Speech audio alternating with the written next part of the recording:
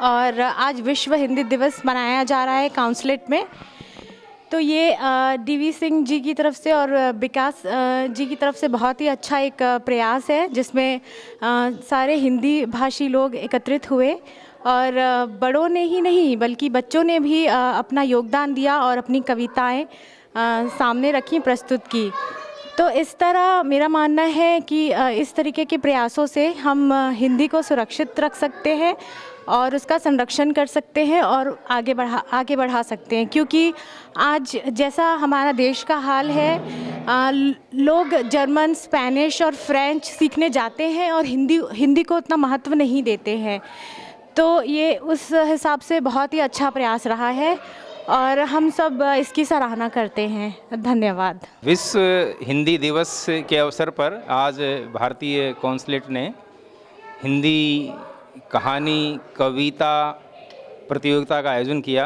बहुत भारी संख्या में बच्चों ने, बड़ों ने इसमें हिस्सा लिया। मुझे बहुत खुशी है इस बात की कि लोगों ने अपनी स्वर रचित कविताएं, कहानियाँ और उससे संबंधित चीज़ें सुनाई। 10 जनवरी को भारत सरकार विदेशों में हिंदी के प्रचार प्रसार को बढ़ावा देने के लिए हर साल हिंदी दिवस के रूप में मनाती है। हमारा भी 10 जनवरी को एमरी यूनिवर्सिटी में इंडियन कौंसलेट के कोलैबोरेशन से आयोजन है। और आज इंडियन कौंसलेट ऑफ अटलांटा की तरफ से विश्व हिंदी दिवस का आयोजन किया गया था। यहाँ पर बचपन से हम सुनते आए हैं कि हिंदी हमारे माथे की बिंदी है। मैं अटलांटा में 10 वर्ष से रह रही हूँ और हर साल कोशिश करती हूँ कि कोई मंच ढूंढ सकूँ जिससे मैं हिंदी को प्रोत्साहन दे सकूँ और हिंदी अपनी मिट्टी से, अपनी जड़ों से जुड़ी रहूँ। तो इस बार पहली बार ऐसा मौका मिला कि मेरे बच्चों, जो कि 5 वर्ष, मेरी बेटी मान्या और मेरा बेटा ईशान 9 वर्ष का है, उन लोगों ने भी आज स्वरचित अपनी कविताएं यहाँ पर पढ़ीं और उनको हिंदी में बोलते सुनते मुझे जो गर्व की अनुभूति हुई उसका मैं बयान नहीं कर सकती हूँ।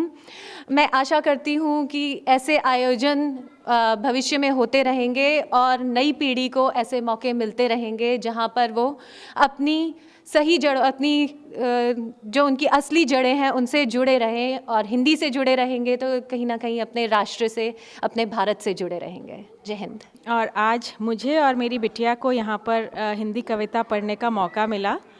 वो मुझे खासकर इसलिए अच्छा लगा क्योंकि जब भी मैं अपनी बेटी आन्या को हिंदी पढ़ाती हूँ तो वो कहती है मैं क्यों पढ़ूँ। उसने एक मेरे लिए संदेश भी लिखा था कि हिंदी क्यों पढ़ूँ, हिंदी रोज़ क्यों पढ़ाते हो मुझे हिंदी। तो मैं कई कारण ढूंढती रहती हूँ और उसे बताती रहती हूँ कि हिंदी पढ़ना क्यों ज़रूरी है।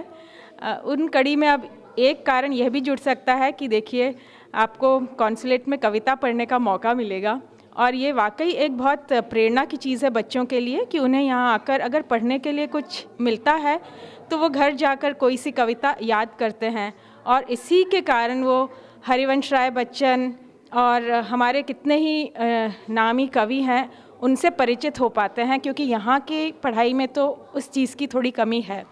तो इसके लिए मैं आपको बहुत बहुत धन्यवाद देना चाहती हूँ और अगले अवसर का फिर से इंतज़ार रहेगा। धन्यवाद।